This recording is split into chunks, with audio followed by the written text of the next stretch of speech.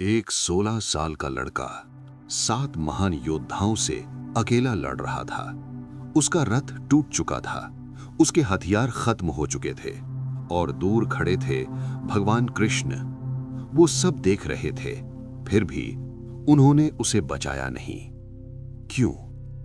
कुरुक्षेत्र का मैदान सिर्फ एक युद्ध का मैदान नहीं था, वो एक ऐसा क्षेत्र था जहां हर दिन इंसानियत, धर्म और अधर्म की परीक्षा हो रही थी।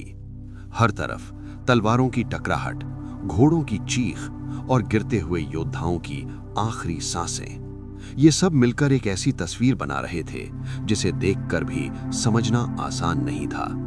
लेकिन इस खूनी मैदान में एक दिन ऐसा आया जो महाभारत का सबसे दर्दनाक और सबसे गहरा पल बन गया। उस दिन बनाया गया एक चक्रव्यूह, एक ऐसी युद्ध रणनीति जो सिर्फ कुछ ही महान योद्धा समझ सकते थे।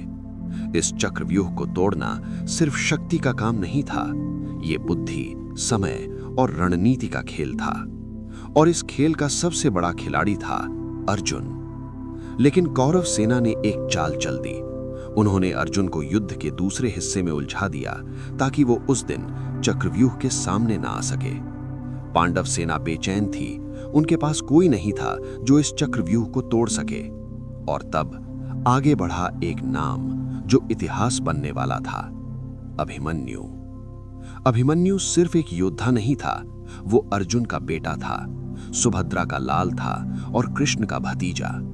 उसकी आंखों में जवानी का जोश था, उसके दिल में वीरता की आग जल रही थी। उसने कहा, मैं चक्रव्यूह तोड़ सकता हूं। सबके चेहरे पर एक उम्मीद की किरण आई, लेकिन साथ ही एक डर भी था, क्योंकि सच ये था, अभिमन्यु को चक्रव्यूह में घुसना तो आता था, लेकिन निकलना नहीं। ये ज्ञान उसे तब मिला था जब वो अपनी मां के गर्भ में था, जब अर्जुन और कृष्ण चक्रव्यूह के बारे में बात कर रहे थे, लेकिन कहानी अधूरी रह गई। फिर भी उसे भेजा गया। क्यों? क्योंकि कभी कभी जिंदगी में फैसले पूरी जानकारी के बिना लेने पड़ते हैं। अभिमन्यु ने रथ आगे बढ़ाया और चक्रव्यूह के पहले द्वार को तोड़ दिया, फिर दूसरा, फिर तीसरा, और धीरे धीरे वो उस चक्रव्यूह के अंदर घुस गया जहां से वापस आना लगभग नामुमकिन था। बाहर पांडव सेना उसे फॉलो करने की कोशिश कर रही थी, लेकिन कौरव सेना ने उन्हें रोक लिया और अभिमन्यु अकेला रह गया। एक तरफ एक 16 साल का युवा योद्धा, दूसरी तरफ द्रोणाचार्य, कर्ण, दुर्योधन, अश्वत्थामा, कृपाचार्य और अनेक महान योद्धा।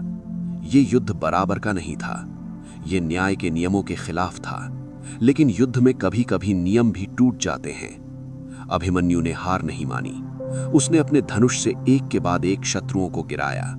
उसकी वीरता, उसका साहस देखकर सब हैरान थे, लेकिन धीरे धीरे उसे घेर लिया गया। सबने मिलकर उस पर हमला किया, उसका धनुष तोड़ दिया गया, उसका रथ तोड़ दिया गया, उसका सारथी मार दिया गया। अब वो अकेला था, निशस्त्र, फिर भी लड़ रहा था।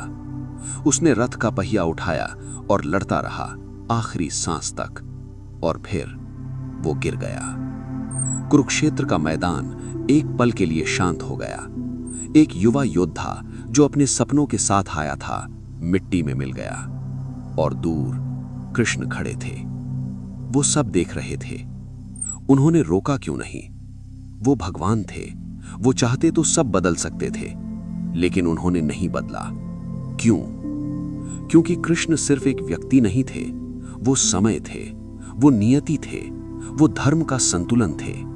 उन्होंने देखा, अगर आज ये बलिदान नहीं हुआ तो युद्ध कभी अपने अंतिम नतीजे तक नहीं पहुंचेगा। अभिमन्यु की मृत्यु सिर्फ एक हानि नहीं थी, वो एक चिंगारी थी, एक ऐसी चिंगारी जो अर्जुन के अंदर आग बनकर भड़केगी। और वही हुआ। जब अर्जुन को पता चला, उसने कसम खाई कि वो अगले दिन सूर्य अस्त होने से पहले जयद्रथ को मार डालेगा। और उस कसम ने पूरे युद्ध की दिशा बदल दी। ये सब कृष्ण जानते थे, इसलिए उन्होंने अभिमन्यु को नहीं रोका, क्योंकि कभी कभी एक जीवन का बलिदान हजारों जीवनों को बचाता है। ये कठिन है, समझना मुश्किल है, लेकिन यही सच है। जिंदगी में भी कभी कभी ऐसा होता है जब हमें लगता है कि सब कुछ गलत हो रहा है, लेकिन शायद वो किसी बड़े उद्देश्य का हिस्सा होता है। कृष्ण ने अभिमन्यु को नहीं बचाया क्योंकि उन्हें सिर्फ एक योद्धा नहीं, धर्म बचाना था।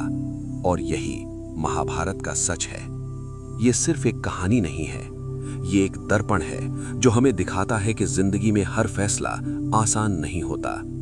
कभी कभी सही फैसला सबसे ज्यादा दर्द देता है। अगर आप ऐसे ही गहरे सच समझना चाहते हैं तो सब्सक्राइब करें धर्मावर्स, क्योंकि यहां मिलती हैं स्टोरीज दैट डिफाइन धर्मा।